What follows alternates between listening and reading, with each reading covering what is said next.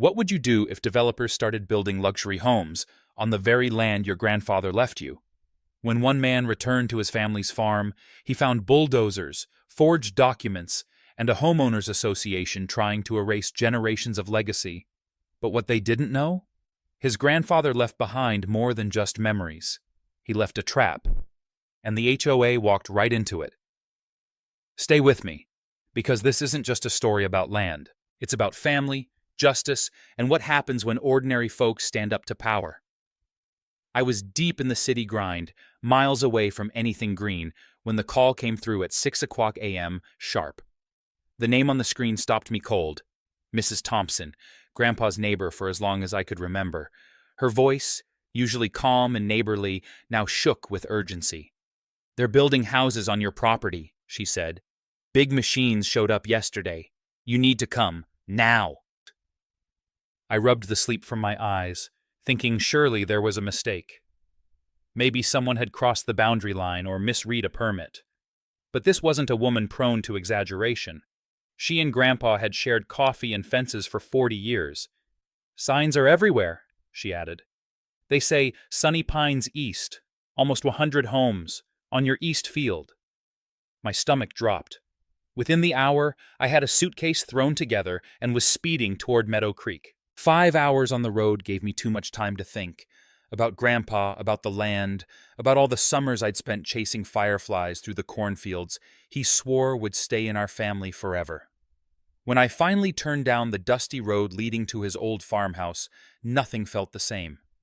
Where there used to be open sky and swaying soybeans, I saw dust clouds and the screech of metal machines tearing into the soil. Bulldozers crawled over the eastern section like ants, flattening earth that once fed generations.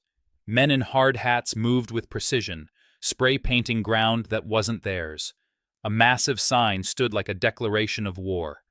"Future home of Sunny Pines East, 96 luxury homes starting at $450,000. I parked and approached the nearest figure in heels and beige slacks, clipboard in hand, barking orders like a field general. "Excuse me, what's happening here?" I asked. She turned with a polished smile and zero concern. "Diane Reynolds, president of the Sunny Pines HOA.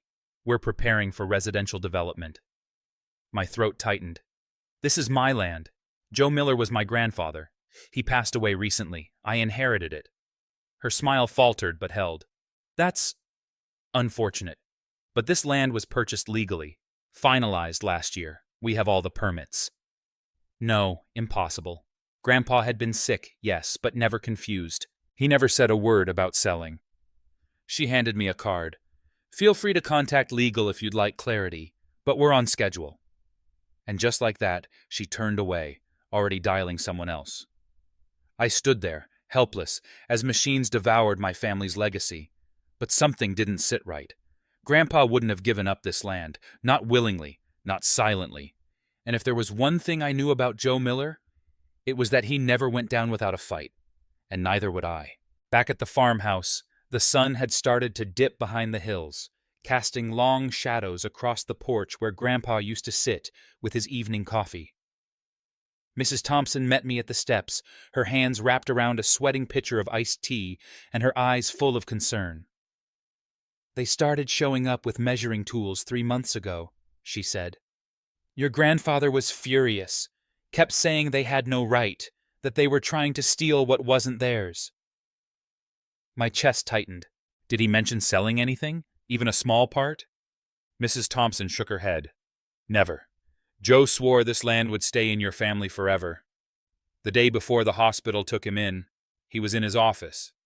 Said he needed to find something. Something important." That small, cluttered office hadn't been touched since the funeral. I hadn't had the heart. But now, I opened the creaking door and stepped inside. The air was thick with pipe tobacco and dust, and the shelves were lined with old farm almanacs, photo albums, and dozens of labeled notebooks. Grandpa had always been a man of records, meticulous, steady, precise. I searched for hours, drawer after drawer, file after file. But there was nothing about a land sale. Nothing about Sunny Pines. My eyes stung from reading faded ink by lamplight. I was about to give up when I noticed a floorboard under the desk that gave just a little when I stepped on it. A secret compartment. I pried it open with a letter opener and pulled out a small metal box. A key hung from a nail on the underside of the desk. Inside were three things: Grandpa's last will, the original deed to the land, and a stack of yellowed surveys dating back over a century. But it was the letter on top that stopped my breath. Written in Grandpa's strong, slanted handwriting. "If you're reading this, someone's trying to take what's ours." My hands trembled as I unfolded the pages. Grandpa explained how for years developers had come sniffing around. They offered money, pressure, even brought county officials. One man kept showing up in his final months, claiming to need a quick signature for a utility easement. "I never signed away our land," Grandpa wrote. "If they say I did, they're lying. Compare the original 1910 survey to the county's current records. The truth is in the boundaries." I spread the old map across the desk, and my jaw dropped.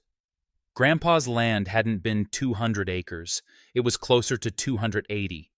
The eastern boundary, where Sunny Pines had started building, wasn't even supposed to be outside our fence line. It was still ours. And the clubhouse? The luxury homes they'd built 5 years ago?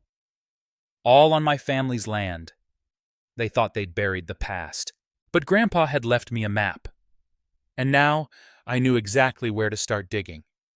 The next morning, I was at the law office of Walter Franklin before the coffee had even finished brewing. A brass plaque on the door read, "Property and Estate Law, Estenda 1962. The building was as old as the town itself, and Walter looked like he'd been part of it since the beginning. He wore thick glasses, a bow tie, and carried the quiet confidence of someone who knew land law like scripture. I explained everything: Grandpa's death, the construction, the hidden box, the original surveys. Walter leaned forward, adjusting his glasses as I laid the yellowed documents across his desk. "Let's see here," he murmured, tracing the boundary lines with a bony finger. His brow furrowed deeper with every inch. "According to this, your property doesn't end where the county says it does. It stretches nearly half a mile further east." He picked up the current property map from the assessor's office and overlaid it on top of Grandpa's original 1910 survey. "This isn't just a clerical error," he said at last. "It's a systematic shift, and it conveniently excludes the most developable part of the land." I swallowed hard. Could it be fraud? Walter nodded solemnly. "We'll need to prove it, but we can start with an emergency injunction. Stop construction immediately until the court can review the case." He picked up the phone and called the county courthouse. Within the hour, he had a hearing scheduled for that afternoon. "It's rare," he said, "but your evidence is compelling. We'll need to act fast." While Walter worked on the filing, I headed to the county records office. I requested every document related to Sunny Pines' development permits, boundary changes, and loan agreements. They gave me a box of files the size of a hay bale. I hauled the paperwork to the quietest corner of the public library and began digging. That's when I found it, buried beneath environmental applications and drainage assessments, a land use collateral agreement for $16 million. The property listed as collateral? My land. It was the smoking gun. Diane Reynolds and her husband had used illegally acquired property as leverage for their real estate empire, and the county had approved it. I photographed everything, time-stamped it, and backed it up 3 ways. That afternoon, we stood before Judge Ellis in a tiny courtroom that smelled of old wood and old fights. Walter presented our case with calm authority, ending with a copy of Grandpa's original survey. "Your Honor," he said, "we're not just talking about disputed boundary lines. We're talking about stolen legacy. We're talking about fraud." The judge flipped through the evidence, silent for a long time. Finally, he removed his glasses and looked up. "Effective immediately," he declared. "All construction on the Sunny Pines East development is to cease until a full property boundary review can be conducted." A small, controlled breath escaped my lips. It was far from over. But for the first time, the bulldozers were silenced. As we walked out of the courthouse, Walter clapped a hand on my shoulder. "Son," he said, You're going to need more than documents to fight these people. You'll need guts, and by the looks of it, you've got your grandfather's supply." I didn't say much, but deep inside, I could feel something shift, like a gear catching after slipping for too long. They weren't getting away with it, not on my watch. With the injunction in place, the bulldozers went quiet, but my work was just beginning. Back at the farmhouse, I spread the documents across Grandpa's old kitchen table, loan files, planning board approvals, assessor records, all connected to Sunny Pines. The more I read, the clearer it became. This wasn't just an HOA expansion gone wrong. This was a carefully orchestrated land grab. The names kept repeating. Diane Reynolds, Thomas Reynolds, her husband, Commissioner James Harris, Planning Director Mark Wilson. Together, they appeared across a web of LLCs, permits, and land filings, all seemingly legitimate on the surface, but beneath that, riddled with insider deals. I mapped it all out. Diane ran the HOA and spearheaded community improvements. Her husband managed a development firm that won every contract. Commissioner Harris fast-tracked permits. Wilson signed off on boundary changes with no public hearings. It was a closed-loop machine, fueled by HOA dues, taxpayer money, and shady land titles, and my family's property had become one of its victims. But Sunny Pines had been at this for years. I started talking to locals. Mr. Grayson, an elderly veteran, told me how he lost his home after being fined repeatedly for having non-compliant landscaping, despite tending that same tomato garden for 20 years. "They wore me down," he said, "fines every week, threats of foreclosure. Then a friendly offer came in to buy me out, from a company owned by, guess who, Thomas Reynolds." I knocked on more doors. Families told the same story. Selective enforcement, impossible rules, endless fines. People lost homes they'd built with their own hands, only to see them flipped and resold for double. My grandfather wasn't the first. He was just the last to fight back. By the third day, I'd spoken to at least a dozen former residents who had been squeezed out through what now looked like a campaign of targeted harassment. The HOA wasn't a neighborhood protector. It was a tool, one that Diane used to pressure vulnerable homeowners until they had no choice but to sell. That evening, I returned to the county records office for one last sweep. Hidden in the archives was a document labeled Utility Easement Adjustment, 1997. It looked innocent at first, until I noticed the signature. It was supposed to be my grandfather's, but the handwriting was shaky, barely legible, nothing like the meticulous script I'd seen in his journals. I checked the date. He'd been in the hospital that month recovering from major surgery. They'd forged his name. That was the missing piece. With this, everything clicked into place. They hadn't just taken land, they'd rewritten history, and they weren't expecting anyone to notice, let alone fight back. But they hadn't counted on Grandpa hiding the original surveys. They hadn't counted on the letter, and they sure as hell hadn't counted on me. I scanned everything, created backups, printed copies. Then I picked up the phone and called Tanya Williams, the editor of the Meadow Creek Gazette. She'd known Grandpa, trusted him. "I'm not asking you to publish accusations," I told her. "I'm giving you evidence, permits, forged documents, HOA financial records, and a list of people forced off their land." She didn't hesitate. "Bring it in. We'll start digging." As I drove home under a sky turning orange with sunset, I knew something had shifted. This wasn't just a legal battle anymore. It was about exposing a pattern of abuse, ripping off the mask these people wore, and holding them accountable, publicly. They thought they were safe behind power, paperwork, and privilege. But now, the truth had a spotlight, and I was ready to turn it on. The Sunny Pines Community Center looked more like a banquet hall than a place for civic duty. Rows of neatly arranged chairs faced a projection screen displaying renderings of pools, tennis courts, and million-dollar homes. It was meant to be a celebration, a polished presentation of progress, but I hadn't come to clap. I'd come to detonate the truth. At the front, Diane Reynolds stood in her signature red blazer, voice bright and dripping with pride. "Our vision for Sunny Pines East," she declared, "will raise property values and redefine luxury living in Meadow Creek." The crowd clapped. Some even whistled. Smiling faces sipped fruit punch from clear plastic cups. I waited in the back, folder in hand, my pulse tapping out a drumbeat against my ribs. When she moved to the next slide, showing the expansion footprint and estimated completion date, I stepped forward. "Excuse me," I said, loud enough to ripple the applause. "I need to speak, now!" Heads turned. Whispers started. Diane blinked but recovered quickly, her smile hardening. "We'll take questions at the end." "This can't wait." I strode down the center aisle.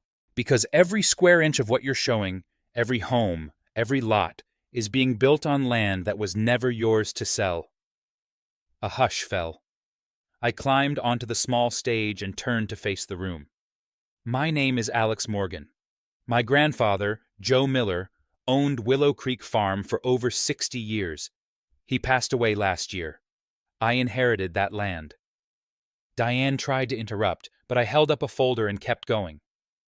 "These are the original land surveys from 1910 and 1978. They clearly show this property extends 80 acres farther east than the county currently records, which means Sunny Pines East is built on my family's land." I walked past stunned faces and placed copies of the documents on the HOA board's table. "And that's not all. According to these boundaries, the existing clubhouse and 20 homes also sit on my property." The room erupted. Voices collided. Someone knocked over a chair. Homeowners stood demanding answers. Diane's face drained of color, then flushed red with rage. "This is absurd!" she barked. "We have permits. Everything was approved." "Based on falsified boundaries," I shot back. "My grandfather's signature on the 1997 boundary adjustment, forged while he was in the hospital." I turned to the audience, meeting their eyes. "How many of you were fined for minor violations? How many sold your homes under pressure? How many were told you didn't belong here?"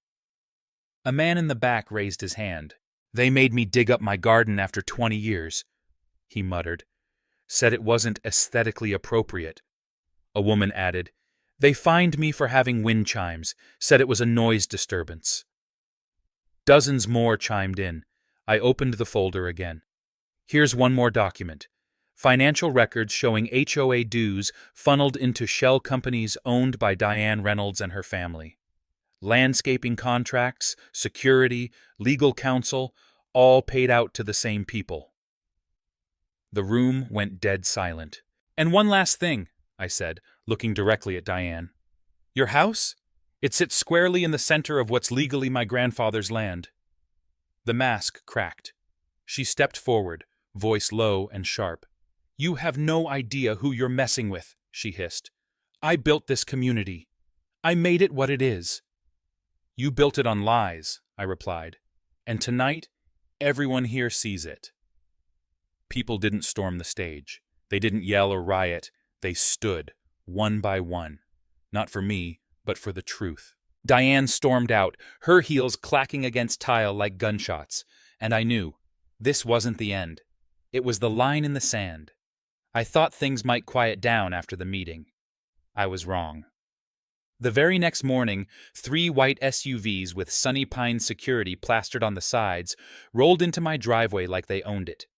Men in matching uniforms stepped out, stone-faced, hands on hips. One handed me a thick envelope with smug indifference. "Cease and desist," he said flatly, "from the Sunny Pines HOA." Inside was a letter accusing me of fraud, demanding I withdraw all legal claims against the development. They said I was damaging the community's reputation. They even threatened a defamation lawsuit. I laughed, not because it was funny, but because it was predictable. Then I tried to drive into town for coffee and found concrete blocks had been placed across the end of my driveway overnight. "This access point hasn't been approved by the development committee," the guard said. "Closed for safety reasons." My own land, and I was being caged in. When I called the sheriff's office, they passed the buck. "Civil matter," they said. "Get a lawyer." That night, I got a call from Diane. I hadn't given her my number. "Morning view looking a little limited?" she said sweetly. "This is harassment," I snapped, "and you know it." "It's strategy," she corrected. "You're playing checkers. I'm playing chess." She listed her connections like trophies. The county commissioner who golfed with her husband, the building inspector whose daughter worked for her real estate firm, the utility supervisor who lived in Sunny Pines. By tomorrow, she said, you'll have 15 code violations. Your water might shut off. Your electricity might go dark. Local contractors won't return your calls. Then she lowered her voice. Sign over the disputed acres, Alex. We both know you don't live here. What do you care about a little old dirt? I said nothing, but inside, something hardened. By that afternoon, a county inspector arrived. He found electrical problems, porch railing issues, septic system faults, each violation with a price tag attached. Before he even left, a new crew pulled up with a sign. Future home of Sunny Pines East. Luxury living coming soon. They planted it right at the edge of Grandpa's field. My water pressure dropped to a trickle. When I called the utility company, they claimed maintenance but couldn't say when it'd be resolved. I ordered pizza. Delivery driver couldn't find my house, though he'd been there before. They weren't just threatening me. They were cutting me off, one connection at a time. That night, I sat on the porch in darkness. The moonlight barely reached the fields. Where corn once grew, bulldozers sat idle, waiting for legal clearance. My phone buzzed with a message from my lawyer, Mr. Wallace. They've filed a counterclaim, alleging forgery. Court date set 3 months from now. 3 months. By then, foundations would be poured, roads paved, homes sold. Diane's game was clear. Stall me out, bury me in red tape, and hope I'd fold. But what she didn't realize was that every dirty move, every scare tactic, only made me dig deeper. They could block my driveway, but they couldn't block what Grandpa left behind, and they couldn't stop what I was about to build next, not with bricks, but with people. Tomorrow, I'd start knocking on doors. Because if Diane thought this was a one-man war, she was about to meet the resistance. The morning after the threats, the blockades, and the violation notices, I realized something crystal clear. If I was going to win this fight, I couldn't do it alone, so I did what Grandpa would have done. I grabbed a notebook, put on my boots, and started knocking on doors. The first stop was Mrs. Thompson's house. She opened the door in a faded floral housecoat, eyebrows raised. "They shut off your water?" she asked, before I could say a word. I nodded. "Then come in and grab a chair. I've got stories." She gave me names, lots of them. People Diane had fined into submission, couples who'd been forced to repaint their homes 5 times in 3 years. A young mom who'd received a $900 violation for building a small fence to keep her toddler safe. Elderly homeowners cited for unapproved plants, porch swings, even having grandchildren visit too often. The next 48 hours were a whirlwind of porches, coffee tables, and whispered stories. Most residents were hesitant at first. They'd lived under the HOA's rule for years, quiet, compliant, afraid. But when I showed them the original land surveys, the forged documents, the evidence of HOA funds being funneled to Diane's family, something changed. "She made my husband dig up our tomato plants," Sarah Jenkins told me, her hands shaking. "Said vegetables weren't aesthetically appropriate." The Patels had paid $3,000 to fight a fine over a front porch swing. The Johnsons? They were fined $100 a day for painting their door non-regulation blue. And the Martinezes, Trevor and Maria, had been cited for installing solar panels despite a state law protecting renewable energy. By sundown, I'd spoken to over 24 families, each with the same story. The rules weren't the problem. It was the way Diane weaponized them. I called Mr. Wallace, my lawyer. "Can we legally form a counter HOA, one that actually protects people?" I asked. "On your land? Absolutely. And if those homes sit on your property, those homeowners could choose to join your coalition, especially if their deeds are tied to disputed boundaries." It was a crack in Diane's armor. I printed 200 flyers. Emergency community meeting, your home may be at risk. I included a map, legal excerpts, and a clear message. You deserve a say in your neighborhood. Let's talk about what's really going on. That night, the community center overflowed. More than 90 families came, some angry, others just curious. Chairs filled quickly, and people stood shoulder to shoulder against the walls. I stepped forward. I'm not here to tear anything down, I began. I'm here because my grandfather's land was stolen, but along the way, I discovered something bigger. You've been stolen from too. Your rights, your voices, your dignity. People began to nod. Some clapped. This isn't just about property lines. It's about leadership without accountability, about using rules to punish instead of protect. The crowd murmured in agreement. So here's what I propose. We form the Meadow Creek Homeowners Coalition, a new association, transparent, fair, and community-led. Gasps, applause. I raised a hand. We'll rework the rules, set fair dues, and most importantly, we'll make decisions together. Sarah stood up. I vote yes. Then another, and another. When the vote was counted, 89 families had joined. On the spot. Even Gerald, the HOA treasurer, approached me afterward. There's something you should see, he said quietly. The books, they don't add up. And I think Diane's been hiding more than just shady contracts. As he handed me a flash drive, I realized Diane hadn't just underestimated me. She'd underestimated all of us. The next morning, I awoke to the sound of car engines in the driveway. Not HOA security this time, but two black and white cruisers flanking a plain blue sedan. Out stepped a woman in a dark blazer holding a briefcase. Mr. Morgan? She asked, approaching the porch. That's me. Carolyn Mitchell, County Records Office. I believe we need to talk. Behind her stood the sheriff and, most surprisingly, my attorney, Mr. Wallace, holding a stack of papers thick enough to anchor a boat. We've reviewed the original land surveys, Carolyn began, stepping into the farmhouse. What you uncovered isn't just concerning, it's criminal. I stared at her, not quite trusting my ears. You're saying you believe me? She nodded. We pulled archival copies from 1910, 1978, and 1995. Your grandfather's property line was tampered with. The 1997 adjustment? Forged. That boundary change was never legally approved. Mr. Wallace stepped in. That means every home, every clubhouse, and every luxury lot built past that line is on illegally claimed land. And Diane Reynolds? She signed off on it all. Sheriff Jenkins gave a low whistle. That's enough to halt construction indefinitely and possibly file felony charges. It was happening.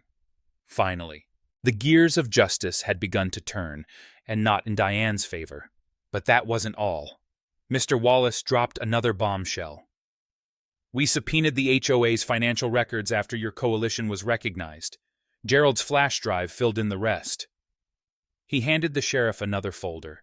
Bank transfers, fake vendor contracts, invoices billed to shell companies, all traced back to Diane Reynolds, her husband, and several board members. Sheriff Jenkins turned to me. You may want to be present when we deliver this. I followed them back into town, heart pounding. Sunny Pines had felt untouchable for so long, but now the law was standing on my side of the property line. We arrived just as Diane was stepping out of her SUV, coffee in one hand, sunglasses shielding her eyes from the morning sun. When she spotted us, her confident stride slowed. Can I help you? She asked, lips tight. Sheriff Jenkins handed her a folder. Ma'am, your development is under investigation for property fraud, financial misappropriation, and illegal land seizure. We'll be inspecting the HOA office and freezing the accounts until further notice. Diane's face went pale. This is ridiculous. I've done nothing wrong. My husband can explain himself to the district attorney, Wallace interrupted. You can't just waltz in here. Actually, Carolyn said coolly, we can, especially when we've just received confirmation that your HOA embezzled over $400,000 in dues. That shut her up. Within hours, the HOA office was swarmed by county officials. Computers were seized, files boxed, staff questioned, and for the first time in years, the iron grip of Sunny Pines began to crack. Back at the farmhouse, word spread like wildfire. News vans lined the streets. Neighbors I'd never spoken to dropped off casseroles and shook my hand. Sarah Jenkins, the tomato gardener, smiled tearfully. You did it, she said. You brought them down. But I shook my head. We did it. All of us. That night, the Meadow Creek High School auditorium was standing room only. I stood at the front, the coalition's charter in my hand, and said, Diane used rules to control us, but now the rules work for us. Let's make them fair, honest, and human again. The vote to dissolve the old HOA passed unanimously. For the first time, Meadow Creek belonged to its people, not to those who abused their power. And justice, once silent, was now loud and clear. 1 year later, I sat on my grandfather's old porch swing, its chains freshly oiled, its wood newly varnished, watching something I once feared might never return. Life. Children raced down the gravel path chasing each other with kites. Families gathered near the community garden where tomatoes, sunflowers, and even Sarah Jenkins' prized cucumbers thrived under wide summer skies. The old HOA clubhouse? It was now a vibrant community center, hosting potlucks, book clubs, and Sunday music nights. Diane Reynolds no longer controlled this place. The people did. The land that once fueled greed was now a place of healing. The wetlands my grandfather protected had been officially designated as a conservation zone. Walking trails curved gently around preserved marshland, with plaques explaining the plants and animals that called it home. Local school kids came on field trips, learning about environmental stewardship from neighbors who had once been fined for their flower beds. Even the houses looked different. Gone were the monotone beige boxes and identical shrubs. Now you saw painted shutters, porch swings, little American flags waving in the breeze. And no one got fined for having a tomato plant or a bird feeder. Mr. Wallace, our attorney, had helped finalize new bylaws for the Meadow Creek Homeowners Coalition. Clear, simple, and fair. Dues were lower, meetings were public, and everyone had a voice, not just those with power. I glanced down at the notebook resting on my lap, Grandpa's journal, now filled with notes of my own. Next to me sat a framed photograph of him, smiling in the field he loved most. We did it, Grandpa, I whispered. Behind me, the old farmhouse had been gently modernized. What once stood as a lone home now served as a shared gathering place. Part museum, part meeting hall, and part shelter for anyone who needed help getting back on their feet. Gerald, the former HOA treasurer, now ran transparency workshops for other neighborhoods facing similar abuse. Sarah taught gardening to retirees and children alike. Even the Johnsons, once fined for a blue door, now ran a small landscaping business, specializing in bringing color back to uniform streets. The town's mayor, who once turned a blind eye, attended our first annual Meadow Creek Day, where he publicly apologized for ignoring what had been happening. And Diane? Well, she moved out of town. Her gated mansion sold at a loss. But the concrete she poured into our lives? We used it as the foundation for something better. This wasn't just a legal victory. It was a spiritual one. Because in the end, the most powerful thing wasn't the law, or the land, or even the evidence. It was people who refused to be silenced, who stood up not just for themselves, but for each other. And that's the kind of neighborhood my grandfather would have been proud to call home. It's the kind of community we all deserve, one where kindness matters more than control, and where justice always finds a way to grow, like roots in good soil. At its heart, this story isn't just about land or legal documents. It's about legacy, resilience, and the quiet power of doing what's right, even when it feels like the whole world is against you. For many older Americans, the idea of home carries more than just walls and windows. It's where memories live, where we raised children, buried our roots, and protected the dreams of those who came before us. In this tale, a grandson honored that sacred trust, not by violence or revenge, but by choosing truth, patience, and community as his weapons of choice. One of the most powerful lessons here is that greed doesn't always win. Sometimes, the deepest strength lies in preserving what others see as ordinary.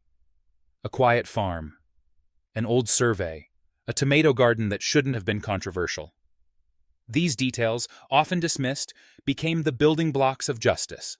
Another lesson is that standing alone doesn't mean standing powerless. At first, the protagonist was isolated, harassed, and threatened. But by telling the truth and reaching out, he awakened a silent majority. Seniors, young families, disabled neighbors, all found the courage to speak up when someone finally listened. That's the real definition of leadership, lighting a fire in others, not just under them. This story also reminds us of something older generations know well. Paper trails matter. Documentation, memory, and history, especially when passed down, can be stronger than any lie or manipulation. Grandpa Joe's old records weren't just relics, they were shields. Lastly, perhaps the most enduring message is that it's never too late to rebuild something better. Even after lies, lawsuits, and losses, the community rose again, not just restored but renewed.